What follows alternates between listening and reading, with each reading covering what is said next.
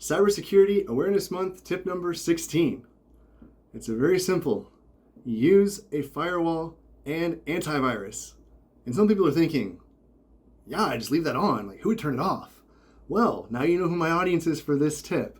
This would be the more, let's say, mid-level person with technology that feels comfortable enough to, poke around, prod around, do some different things, but they're not a full-on techie, right? You might say, oh, I'm trying to run this one program and it won't let me run it because it keeps flagging the endpoint response, the antivirus, and they'll turn it off.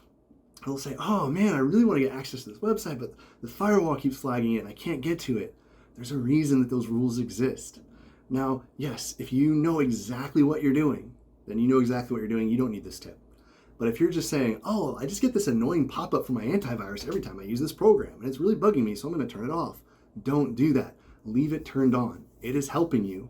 And I know this is a simple tip, and for most of you this is obvious, but there are people, they will turn off the firewall. They will turn off their antivirus. They will never turn it back on. And so leave those things on. They're actually helping you. And if you have to find a workaround, then really look into that. Do your research, know exactly what you're doing, and don't just turn everything off, but make a really specific exception.